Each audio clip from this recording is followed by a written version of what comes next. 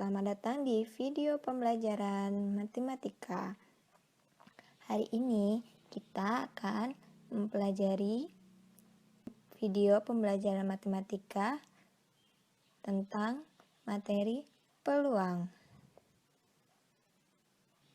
Nah, adapun materi yang akan kita pelajarin hari ini adalah yang pertama, pengertian titik sampel dan ruang sampel. Yang kedua, cara menentukan titik sampel dan ruang sampel. Nah, adik-adik ada yang pernah membatalkan berpergian karena memperkirakan akan terjadi hujan dan ternyata tidak terjadi hujan. Atau adik-adik pernah mengupas mangga yang terlihat dari kulitnya manis ternyata rasanya asam.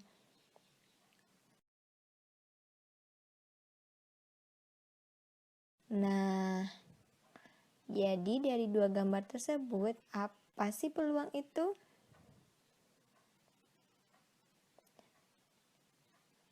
Oke, peluang adalah suatu kemungkinan di mana kemungkinan tersebut memiliki dua kemungkinan, yaitu terjadi dan tidak terjadi. Anak-anak sekalian, pernahkah kalian bermain ular tangga? Jika ingin berjalan pada permainan ini, maka setiap pemain harus melemparkan dadu bermata 6. Nah, dadu yang akan muncul yaitu mata dadu 1, 2, 3, 4, 5, dan 6. Mata dadu 1, 2, 3, 4, 5, dan 6 disebut titik sampel. Dan S sama dengan dalam kurung Kurawa 1, 2, 3, 4, 5, dan 6 disebut ruang sampel.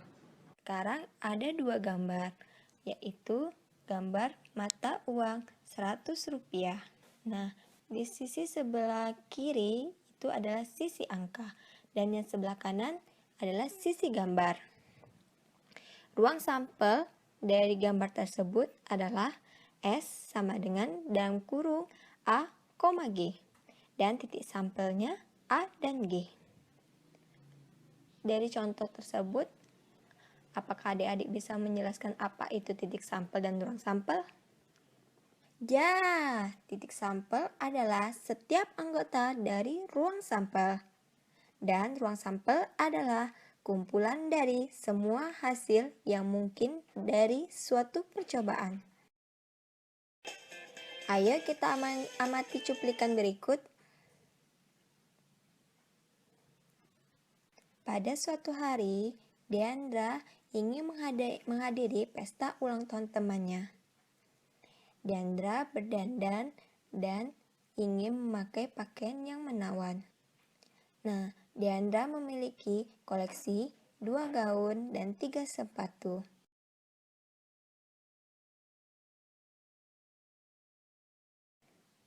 Tentukan ruang sampel untuk percobaan memilih pakaian Deandra. Ada 3 cara untuk menentukan ruang sampel dan titik sampel. Yang pertama itu mendaftar.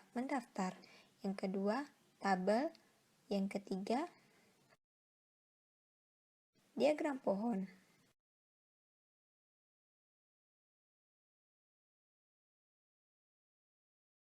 Dengan cara yang pertama, yaitu cara mendaftar. Misalkan, pada percobaan pertama, Dwi memakai gaun 1 dan sepatu 1. Pada percobaan kedua, Dwi memakai gaun 1, sepatu kedua. Pada percobaan ketiga, Dwi memakai gaun 1, sepatu ketiga. Pada percobaan keempat, Dwi memakai gaun 2, sepatu 1. Pada percobaan kelima, Dwi memakai gaun 2, sepatu 2.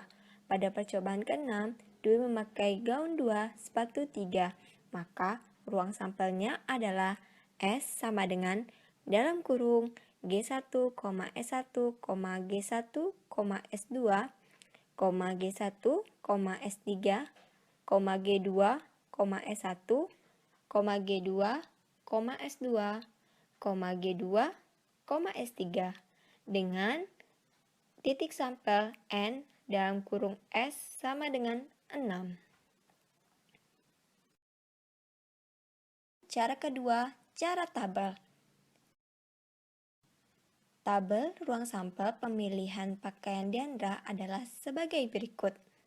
Maka, ruang sampelnya adalah S sama dengan G1, S1, G1, S2, G1, S3, G2, S1, G2, S2, G2, S3 dengan titik sampelnya N dalam kurung S sama dengan 6. Cara yang ketiga yaitu diagram pohon. Cara ini merupakan cara yang mudah untuk menentukan ruang sampel dan titik sampel. Berikut adalah diagram pohon untuk pemilihan pakaian. Baju pertama dengan sepatu 1, baju pertama dengan sepatu 2, baju pertama dengan sepatu 3, baju kedua dengan sepatu 1, baju kedua dengan sepatu 2, baju ketiga dengan sepatu ketiga.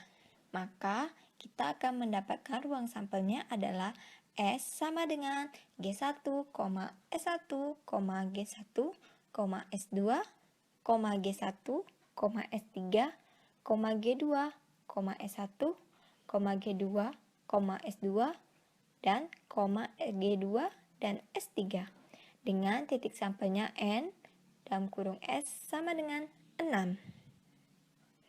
Bagaimana anak-anak sekalian? Apakah sudah mengerti?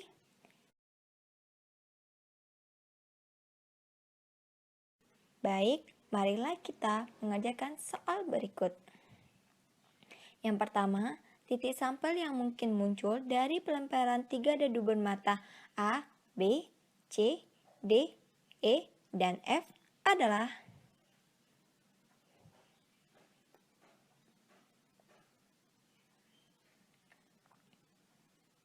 soal kedua.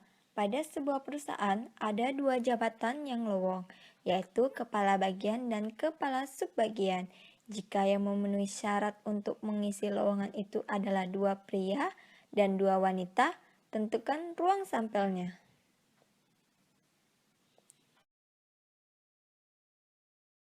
Berikut merupakan kunci jawabannya. Selamat kepada anak-anak yang sudah menjawab dengan baik.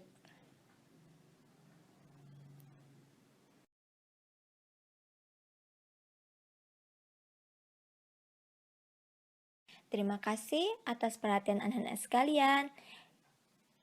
Ibu akhiri dengan wabillahi taufiq wa hidayah. Wassalamualaikum warahmatullahi wabarakatuh.